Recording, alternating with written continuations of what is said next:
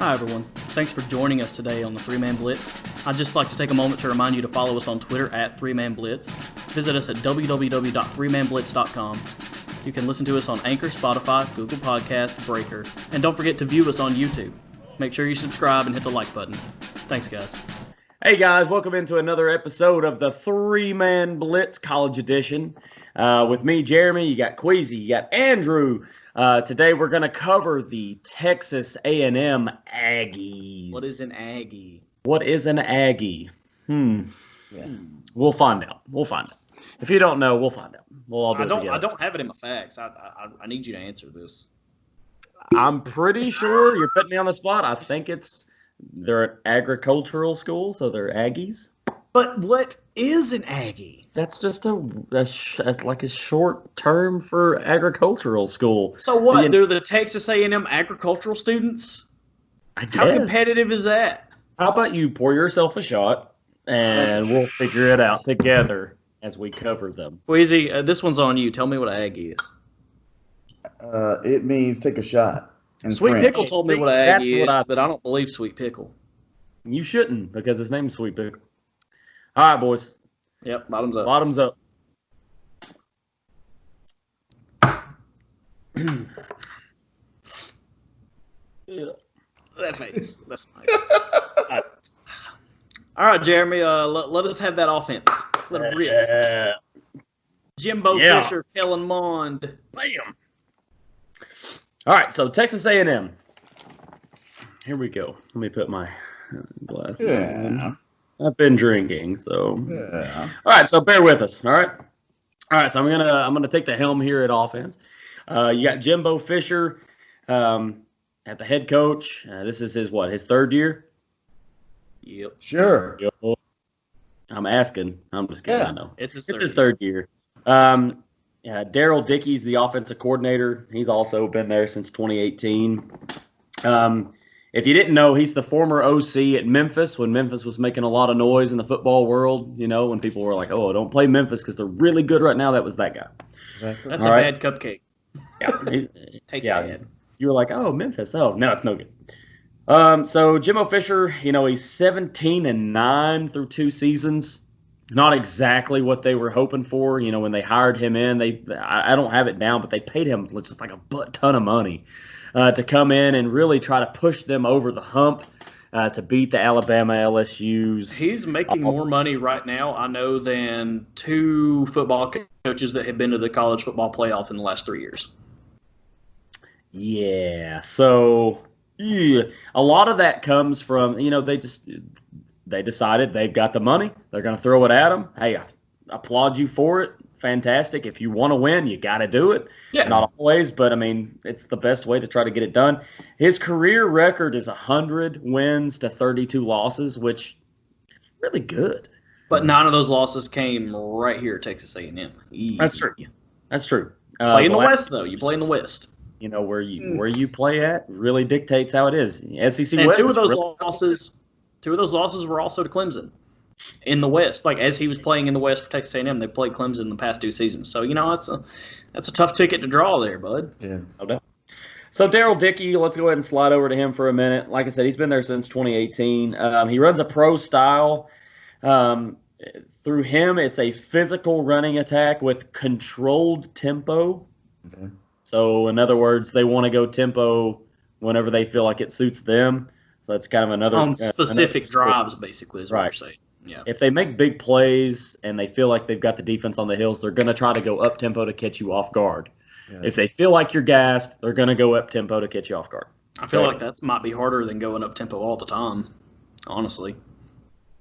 It really depends. I think if you really build that into your offense, that like, okay, big play, let's go get them. You go into attack mode.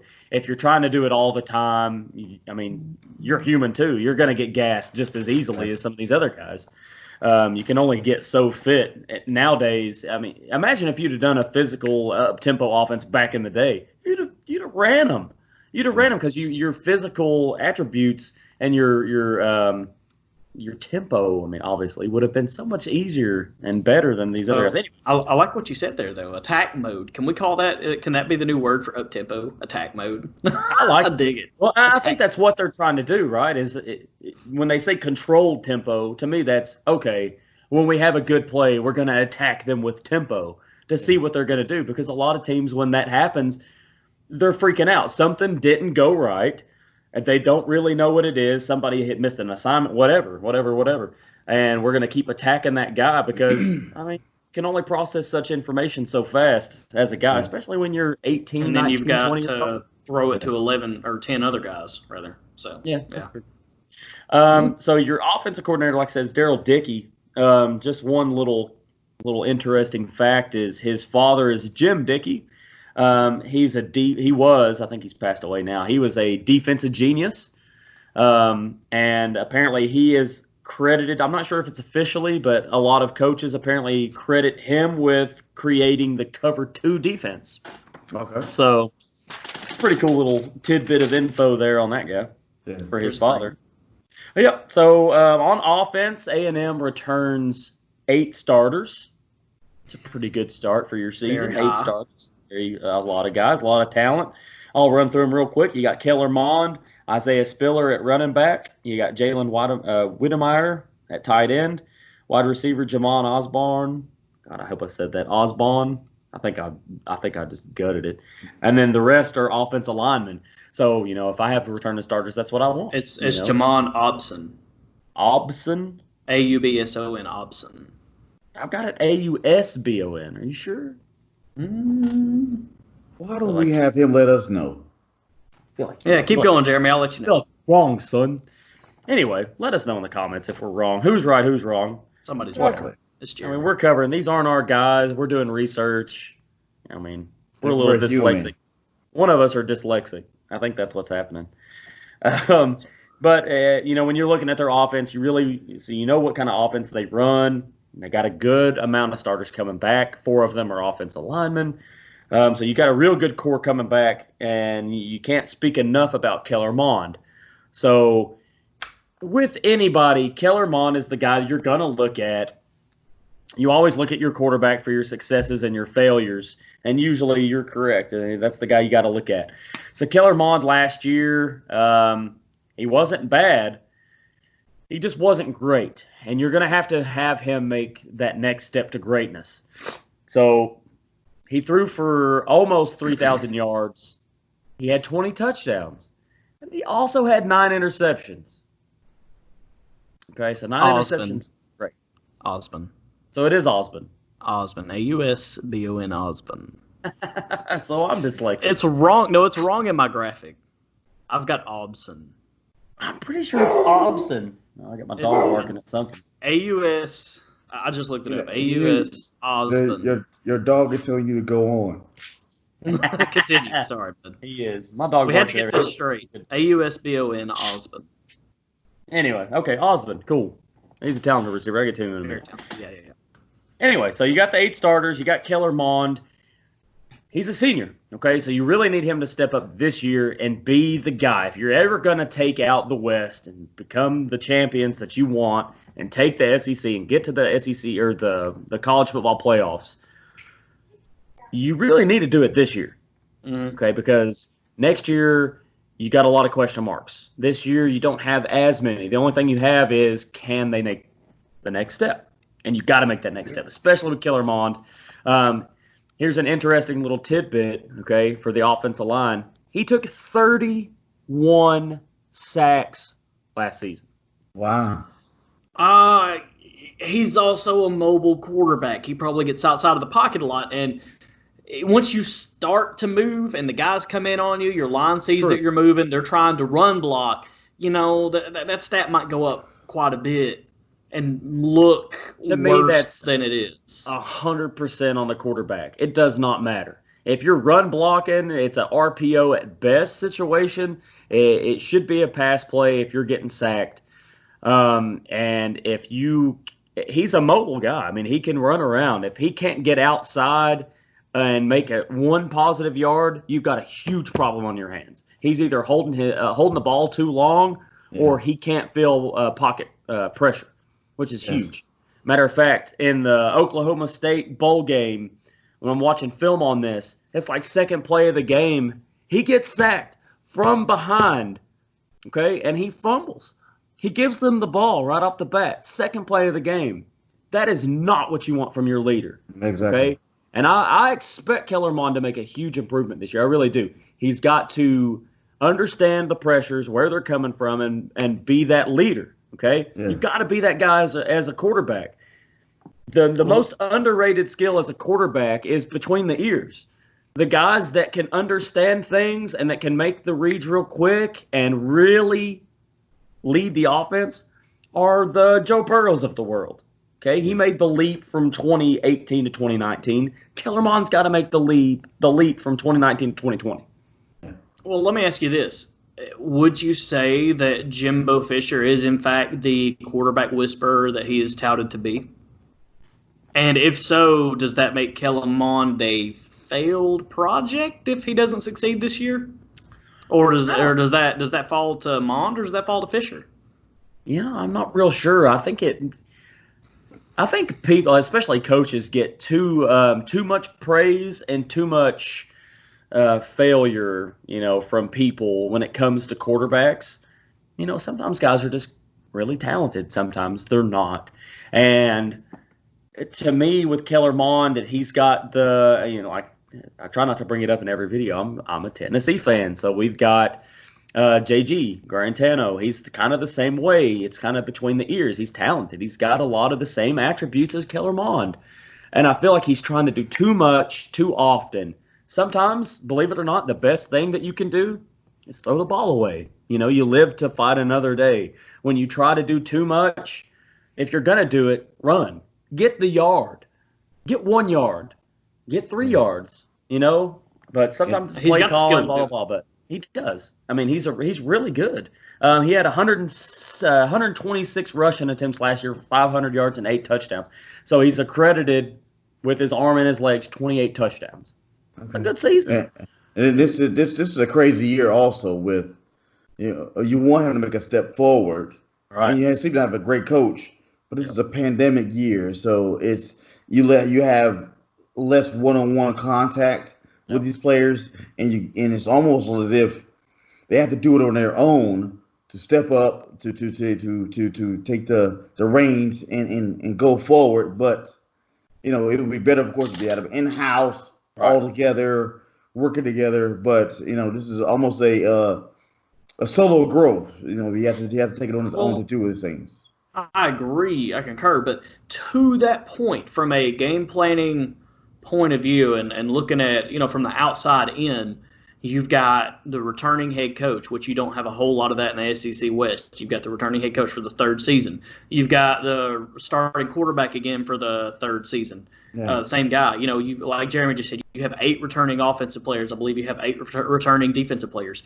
You have the most experienced and probably well put together team in the SEC West. If there ever was a year to do it, this is the year. I don't think COVID-19 is an excuse for Texas A&M. Yeah. It can be if they let it be. If they let it become a thing of like, it's real easy to say, I couldn't work out today because of COVID-19.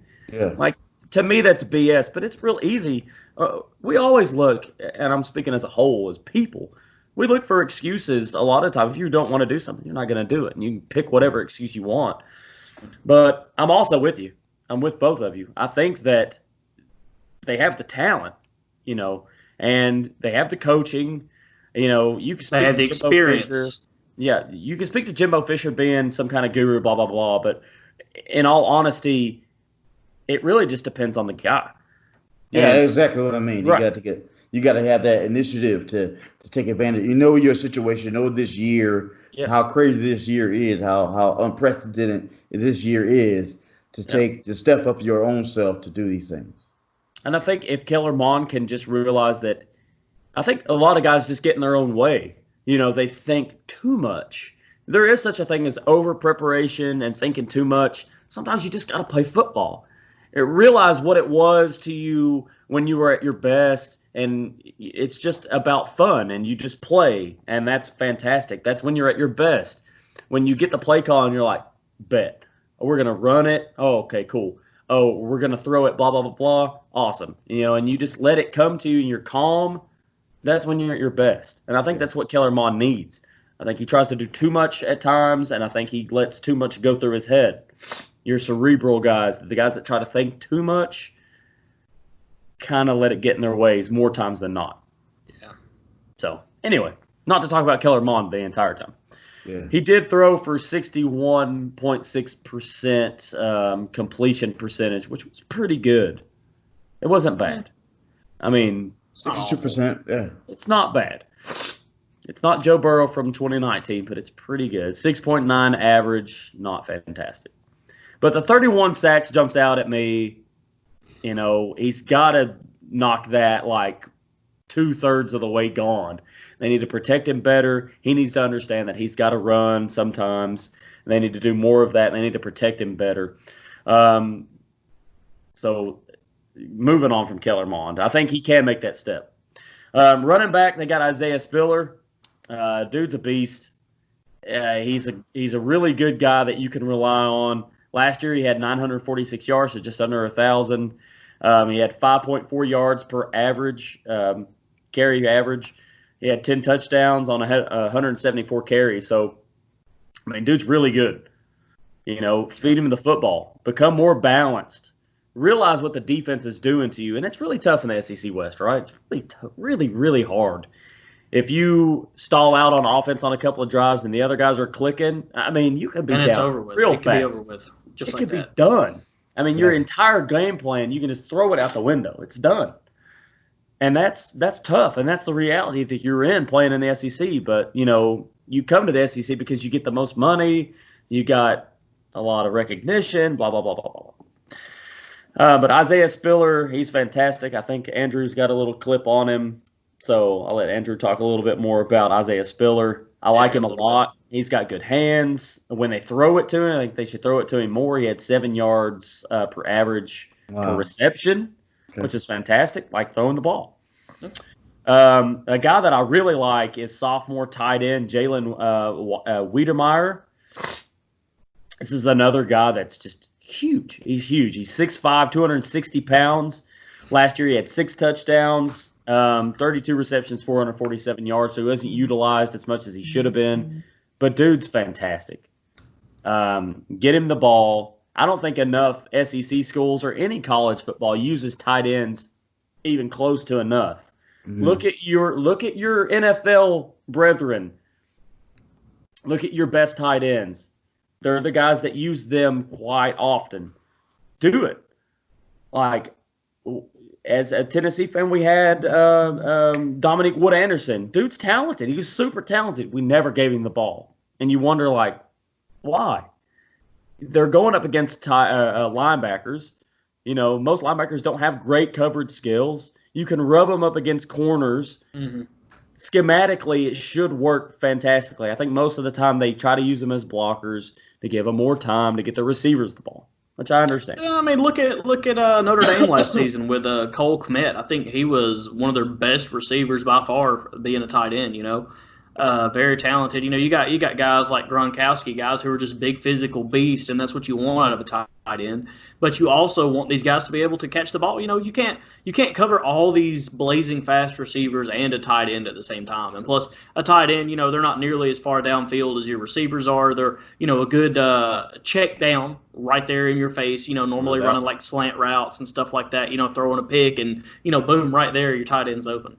They should definitely be more utilized. I agree. Absolutely. I think if you look across the board at every NCAA school, the tight end's way underutilized. Mm-hmm. Of course, you find a gem if you can find a guy that's a beast in blocking but has great hands, right? You can use him in the red zone, and you can use him to move the chains.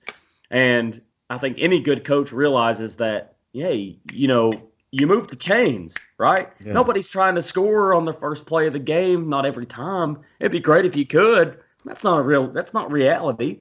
And you're not wearing down the defense like that either. No, you wear down the defense over time. Yeah, if you can demoralize the defense, demoralize them. Run it at them. Move the chains. That's the best thing. So Texas A&M, I mean, they've got the talent. They could definitely do it in the West. There's no excuse for this year. They could easily, like I said earlier in the video, you could easily say, oh, if you have the season, of course, you could say, oh, well, the COVID, Alabama's so talented. LSU, Auburn. Well, speaking of Auburn, I know you were real back and forth on your prediction. What is your prediction? So, I've got the 2020 schedule. I've got the prediction set at 10-2. I've got you guys. I've got Texas. I've got the Aggies going in. If you followed the videos, I'm crazy anyway. I got them going into Auburn and beating them. I got the win there. I do. Everybody. This is where we rub. This is where we rub. So most people think like, oh, it's a 50-50 game. Well, who's at home? Well, that's a win for them because they're at home. Yeah. I disagree. Not every time, especially not this year. There might not even be fans. I don't even know. Not all venues are created equal. Not all venues are created equal. Let me say that. There's Death Valley. There's Tuscaloosa, playing at Alabama. There's Sanford Stadium. There's Neyland. Those places are very tough to play in. Neyland used to be. Used to be. Big House, yeah. And the Plains is one of those places. You don't just walk into the Plains. One does not simply walk into the Plains. What's the Plains? Nice. Auburn. That's Auburn?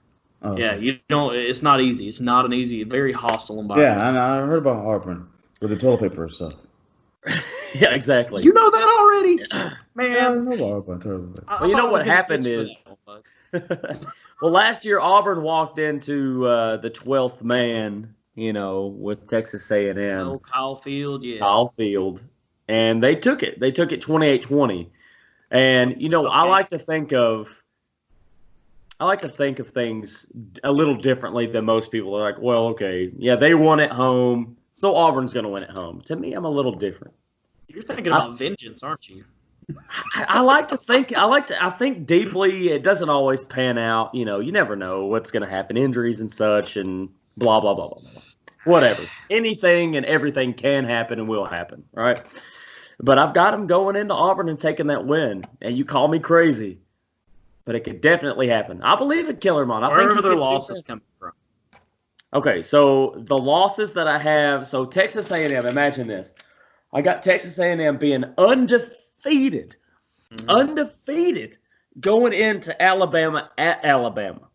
Now, what week is that? How many weeks in is that? That is week 16. Is that right? Oh. That's the second to last week. They don't play. What? No. No. There's 13 weeks. There's 13 weeks. That's week 13. So week 13. So they got to be ranked by that time, they got to be ranked in the top three, basically. Oh, they're going to be pretty high. Their biggest win. The bad thing is their schedule. So, if they win at the end, is what you're saying. If they win their first 5 games, their hardest game that they would have beaten was Mississippi State in Mississippi State. Okay. And they're going to have a hard time installing their new offense, I think. But that works for them. Exactly. Because their hardest game that they have in the first 7 weeks is Auburn, at Auburn. Okay. So if they can figure out that win, they go to South Carolina, then they have Ole Miss, Vandy, then they go to Alabama, and to LSU for the final 2 weeks. Dude, do they play Georgia at all? Because I think they'll whoop Georgia. They do not. They will whoop Georgia out there. Get out of here. And that's another thing. Like, if you're an A&M fan, you're elated with your schedule. You're elated because you got Vandy. Yeah. Yeah, you've got Vandy and you've got South Carolina. Where last year you had Clemson you had to play, Georgia, which you lost 10-24. And you had Georgia from the East. This year you don't have that at all. You've got Vandy and you've got South Carolina from the East. And, I mean, your non-conference schedule is nothing. I mean, you got Colorado, you got North Texas, Abilene Christian. Yeah, they kind of tough now. And Fresno State. I mean, don't sleep on Abilene Christian. I will say, real talk, don't sleep on Colorado.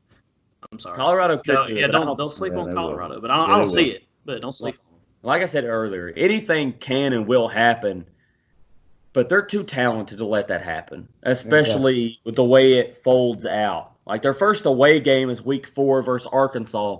And Arkansas, if you watched our previous video, Arkansas is in a bad way. Like they're not the greatest team. So that's your first SEC game. It's your first away game. Yeah. The schedule lines up to where you're fantastic. Your last 2 games, unfortunately, are against Alabama and your defending national championship team, LSU.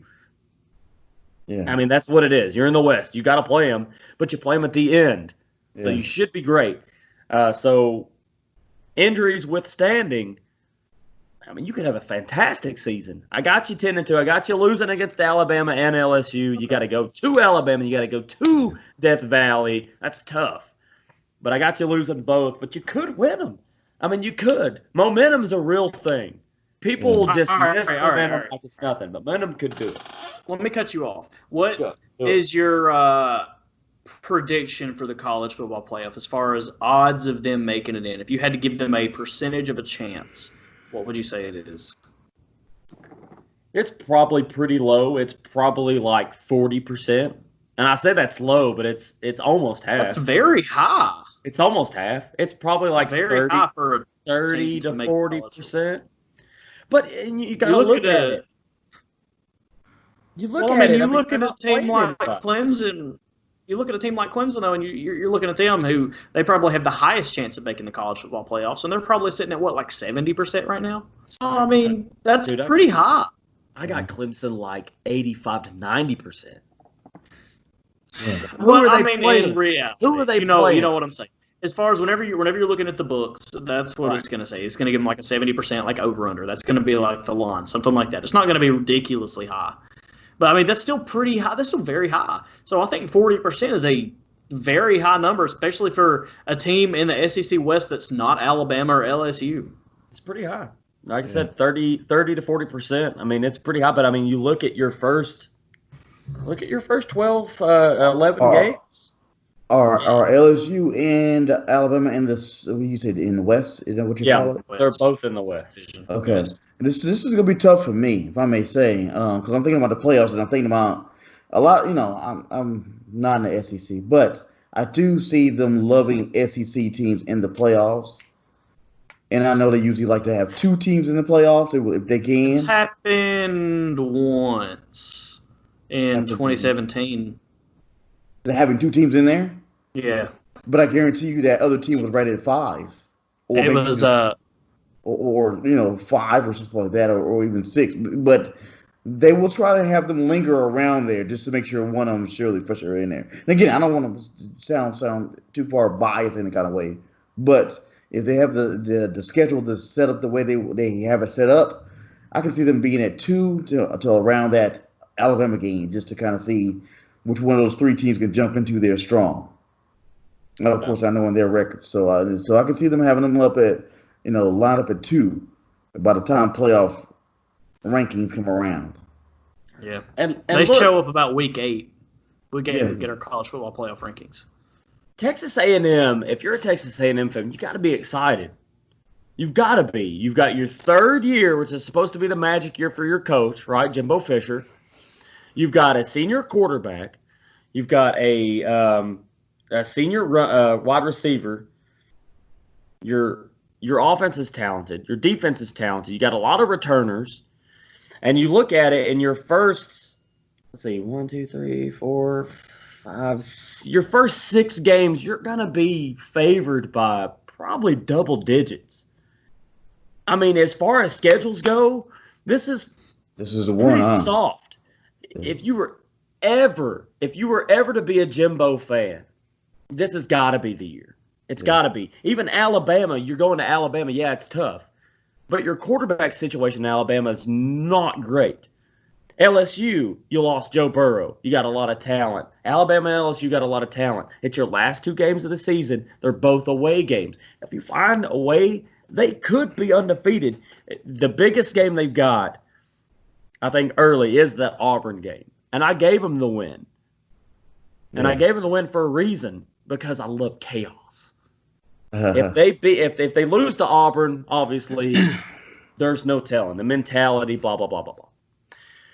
But if they win, I mean, they go to South Carolina, then they got Ole Miss, and then they got Vandy, and then they've got those 2 big away games. And I'm looking at it as a fan like, that could be amazing. Yeah. I'm loving it. Kyle Field, 12th man, I'm loving it. Exactly. And to help them out, let me jump into that defense. And to help them out, they do have a strong defense and experienced defense coming back. As you mentioned already, a lot of veterans, and we call them veterans, but veterans coming back. This will be their second or third year underneath this coach. Second year, if I'm correct, underneath this coach. So they will have a lot of experience. They will have a lot of fight within them. You're anchored down by Damani Richardson and Leals, who are trying to create a whole bunch of turnovers for them. That's one of the big factors they're trying to improve on, which will help them out again in the schedule and in those tough games. So controlling the turnover game is huge, and also controlling the red zone, which is one of their better things in the sense they let 57%, which is right there borderline. You want to get a little bit lower once the teams get into that red zone. So you want to keep that down. But again, those kind of things, those turnovers and controlling that red zone with this veteran team and coach, if they can control those 2 things going into this season, and I can see them leading the way there, as you're saying, being undefeated until that time, beating Auburn until that time, to more questionable games with Alabama and LSU. So they're definitely on their way, and they're under Elko and Fisher, of course, as you mentioned Fisher. But again, they'll be easy to adjust to those, to make adjustments on the fly with those 2 coaches and having that experience. So they'll be clicking better. So it's a lot of things leading their way this season. So this is their year, if there's going to be a chance. And here comes my opposing argument, if you guys are ready. I'm ready. Throw it at us. Here's the graphic. Don't be mad, A&M fans. All right, so I have you guys losing at Auburn. Boo, Andrew, blah, blah, blah, this and that. I've done my research into Auburn. I like their situation right now. I really like their situation. I may have them poised to win the West. We'll see whenever we come out with those predictions. But, yeah, the West is really tough this year. It's really tough to call. But, I mean, pretty much the same as Jeremy, except for that loss at Auburn.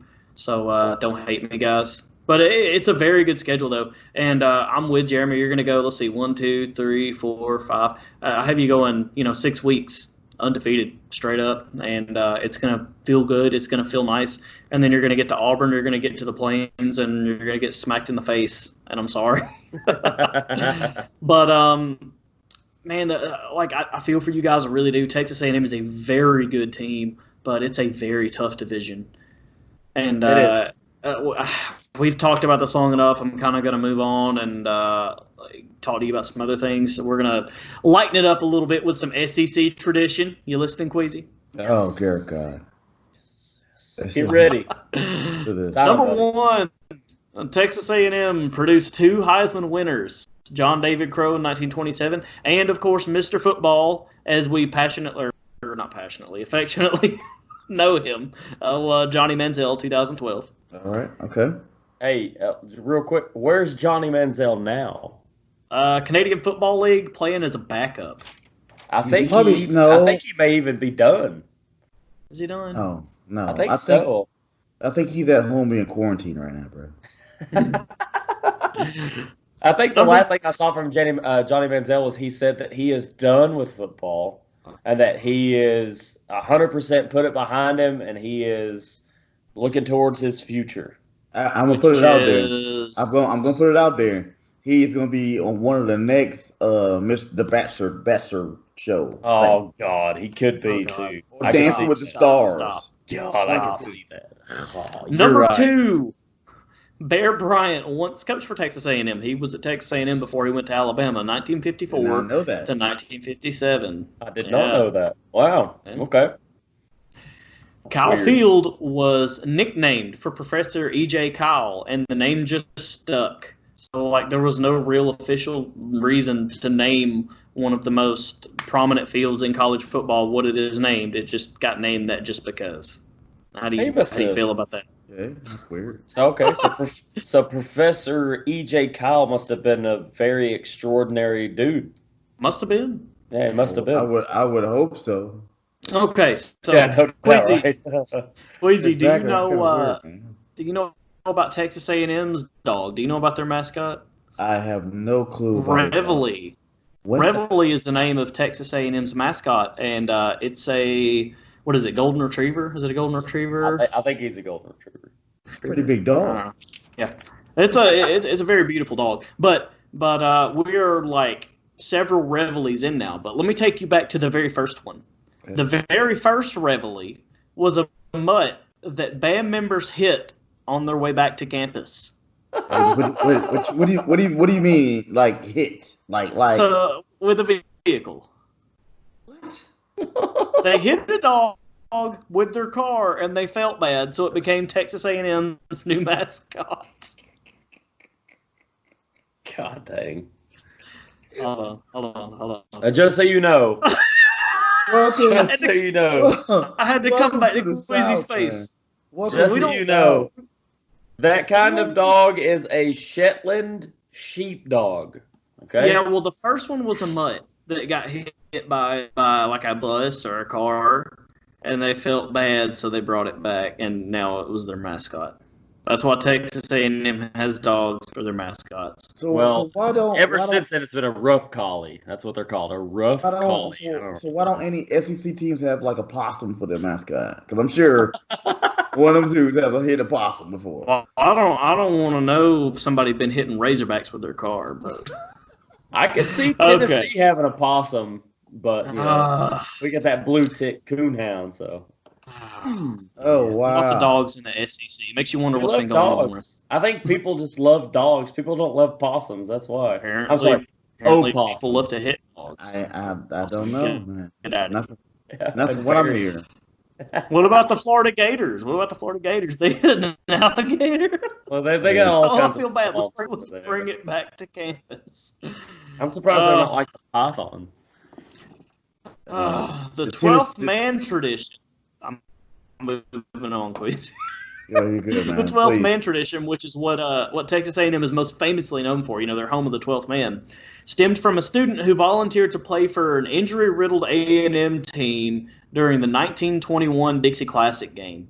So I thought that was a real cool story. You know, I heard about this on what was it? I believe on CBS when I was actually watching an A&M game. I think it was A&M versus Alabama. They were talking about it, about the 12th man. You know, it's just their thing. You know, they feel that the student body is like an extension of the football team, and you actually feel that when you're an opposing team coming on to Kyle Field trying to play. Like the student body, the fans, they will affect you while you're out there trying to call plays and in huddle trying to talk to your guys.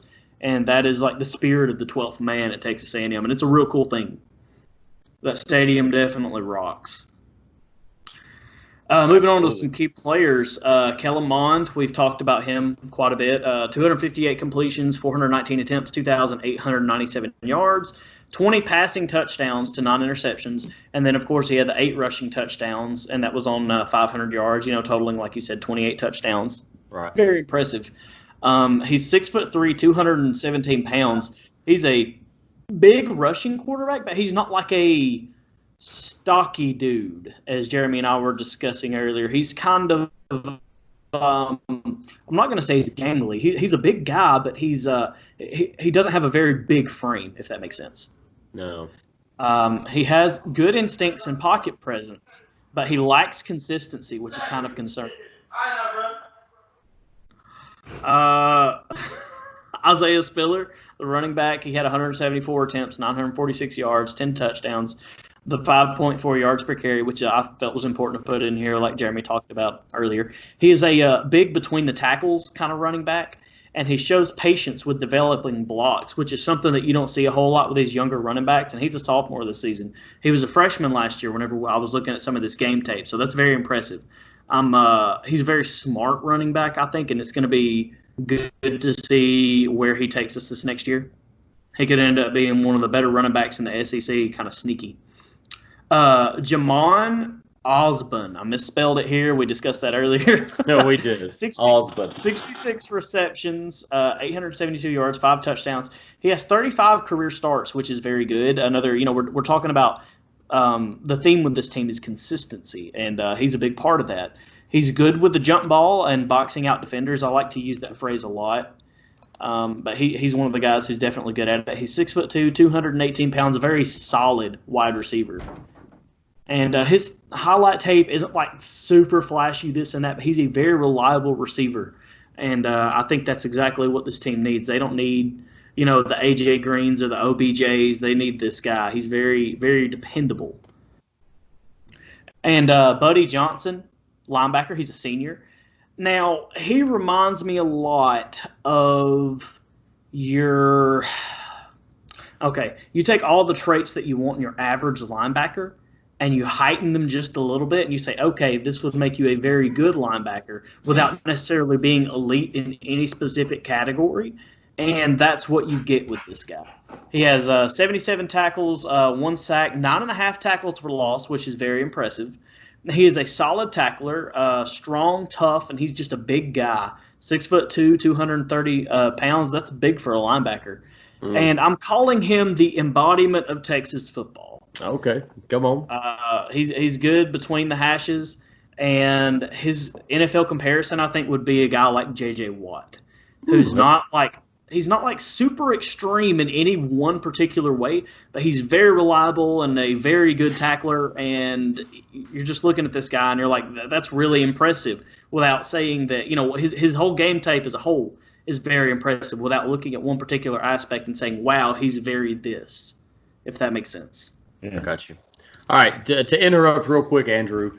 So for both of you, Andrew, Kwesi, what would you say is the one thing, if anything, that you can see that A&M needs to improve on to be the team in the West? Like, what is it? Recruiting. It sucks. If it's recruiting, it sucks.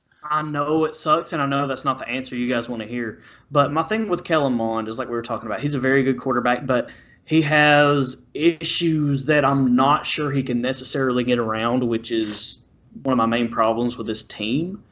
He's going to be the guy that brings them to a lot of wins, but I feel like he's going to be the guy who also loses them the big games. Why has Jimbo Fisher, who is always touted as, the quarterback guru and this and that, why has he not been able to bring in his own guy? This is Kevin Sumlin's quarterback.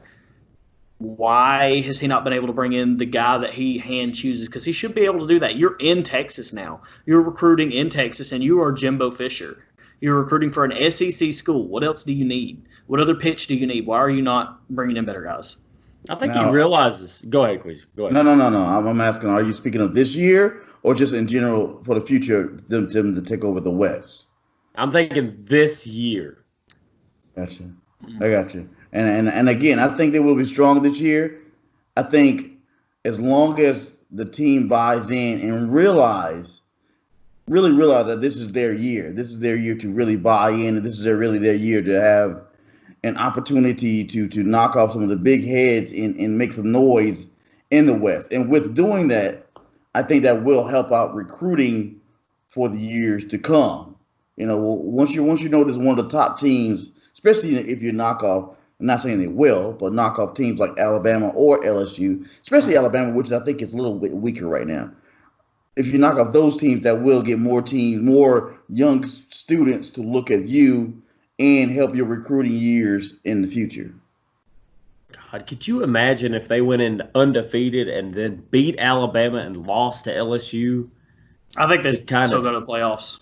They still go to the playoffs. And that's what I mean by them getting ranked so high, because I think one of those, if a situation like that will happen, that will still get them in the playoffs as far as like number 4. Right. Something like that. And I look at it like, you look at LSU and it's like, okay, what was the difference between 2018 and 2019? And a lot of people would say Joe Brady, right? So Joe Brady comes in and he really invigorates the offense, and all of a sudden they are just putting up a ton of points and they're blowing people out. They're blowing people that they shouldn't blow out traditionally blowing out. So what is it? Who is it that they can bring in that Texas A&M is in the same position? Do they have that guy on staff now? I have no idea. See, that's the thing. We didn't know about Joe Brady before Joe Brady just showed up one day and changed the entire face of that LSU team. Right. So who knows? We'll see how Joe Brady, his story rolls on as he goes to the NFL with Carolina.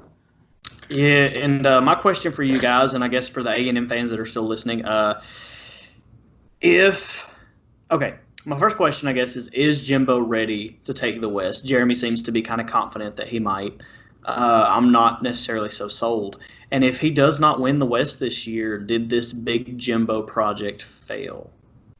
So I'll take it first real quick, Kwesi. I'm going to say it's not necessarily a failure. I think Alabama wins out in the West, and they win the West. Okay? I think A&M loses to Alabama and LSU. Okay? But I think the future is bright. I think that they see that their money they've spent a ton of money, right? Yeah. I don't know if they feel like it's worth it, but they see that the future's bright. And you know that Alabama, as far as Saban goes, he's going down, right?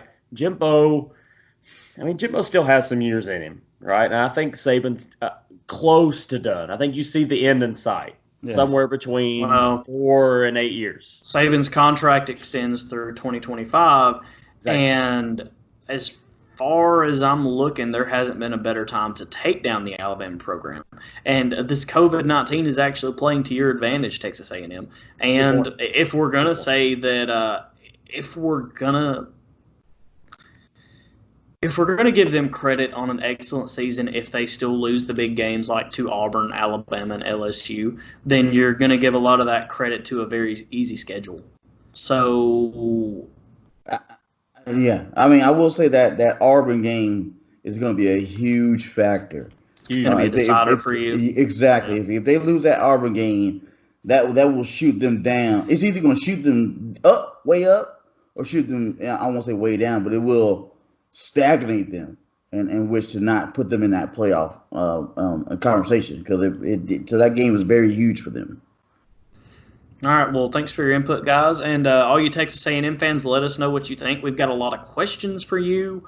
Yep. Why don't you hit us up in the comments and let us know your opinion on these. Make sure you like and subscribe.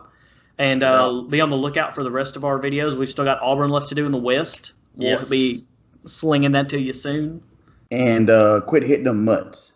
Quit hitting the dogs. What's going on with the dogs?